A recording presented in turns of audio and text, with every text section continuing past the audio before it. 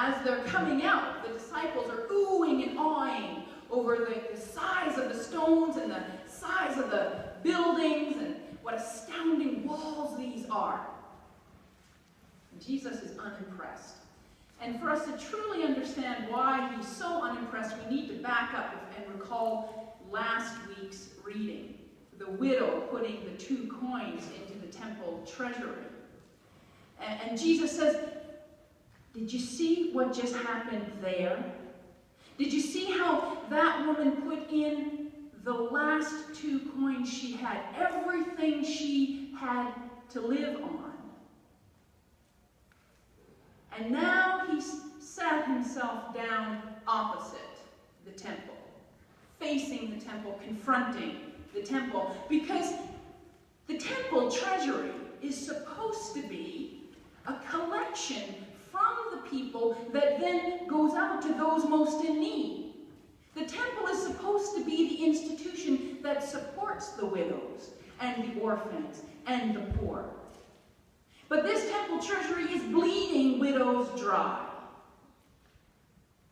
And Jesus is unimpressed. And as they're coming out of the temple to sit down opposite, the disciples are like, isn't it cool, Jesus? Look at this temple. Jesus says, do you actually see? Do you actually see this building? Do you see these stones? Do you see these walls? Do you see what's going on here? This is not the temple God desires. This is not what God's people are supposed to be gathered about. It's not about beautiful buildings and big walls, impressive structures. This is supposed to be a place that feeds the poor. This is supposed to be a place that takes care of the vulnerable. Do you see this? And he says, now let me tell you something. All this has got to come down. Not one stone will be left standing on another stone by the time God's reign comes. Because this has nothing to do with what God intends. But God will raise up the temple that God desires. God will raise up the true worship of God. And the disciples say, well, when is that awesome thing going to happen? Jesus says, well, it might not feel so awesome. In fact, it's going to feel like utter devastation. Because for the new thing that God is doing, for the way of God in the world to be lifted up, this way's got to go. This has to come down. And it's gonna touch everything. It's going to look like wars and earthquakes, and it's going to feel like your whole world is falling apart when the old is washed away to make room for the new.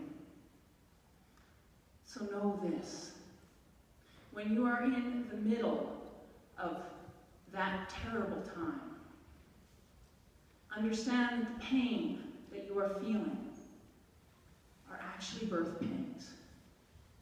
It's actually the beginning of new life, the life that God intends for you. And it'll be just about as much fun as labor pains. Well, Mark does invite us to reflect on our own current context, and before events unfolded as they did this week, I was going to focus on talking about some of the structural changes that are going on in our own church. Because we know that we are going through a time of significant change, and for many of us it might feel like the bottom is falling out of the church that we know. It might feel like the structures that have held us, that have been important for us, the buildings that we love so much, are being dismantled, are having to be let go. And the church is trying to figure out what is the new structure that's going to get us through. And for some, that is a time of of sorrow, a time of grief. And for some, it is a time of great hope and expectation. But for all of us, it's important that we heed what Jesus says and to look past the walls, to look past the structures, whether we're talking about physical structures or organizational structures. Because being a church isn't about having the right structure. Being a church is about being faithful disciples of Jesus. And no matter what buildings we're in or not in, no matter what our structures are, they all need to facilitate us being faithful disciples. That's why we gather. That's why we follow. And so as we in the United Church struggle with what will our new structure look like, it's important for us not to become so focused on it and on getting it right that we lose sight of why we are the church anyway. We are called to feed the poor, to clothe the naked, to visit the prisoners, to bring God's justice into every corner of the world and to alleviate suffering wherever it is. That is what it means to be the church. And that is where our focus needs to remain. We got to look beyond the structures, beyond the walls. So that was going to be my sermon. But there are other walls in this world. There are other structures that keep us from God's justice.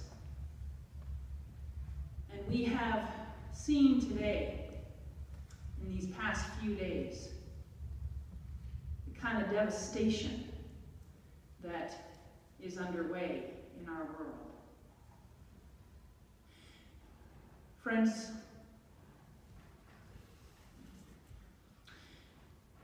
what happened in Paris, what happened in Beirut, and what happened in Baghdad, kind of terrorist actions that we see unfolding in our world,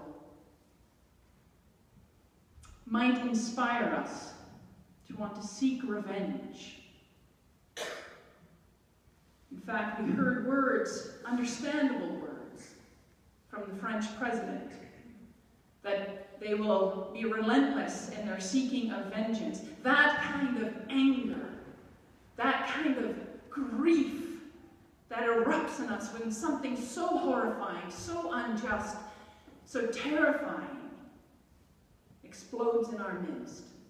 It is perfectly understandable that we would be filled with rage as well as sorrow at what has taken place. But we must not allow those feelings to dictate our responses, because we know that violence only begets violence. It cannot solve it. We know that terrorism emerges from somewhere. It emerges from desperation. It emerges from hatred that has been fueled over time by violence, by distrust, and it fuels more violence and more distrust. And if we want to dismantle that structure, we have to turn to something different. We need to turn to the kind of love that Jesus tried so desperately to teach us. A kind of love that looks beyond that which separates us, that which would cause us to define some as friend and some as enemy. We need to turn to the kind of love that can tear down walls and build up relationship. The United Church has a history of uniting and being united and seeking greater unity. And I talked briefly about the new relationship with the PROK, the Mutual Recognition Agreement. We have a similar agreement with the United Church of Christ in the Philippines, And this stole was given to the United Church of Canada this fall when we celebrated the full communion relationship with the United Church of Christ in the States. These are 3 examples of our commitment to ecumenical cooperation and unity. Now that might seem nice,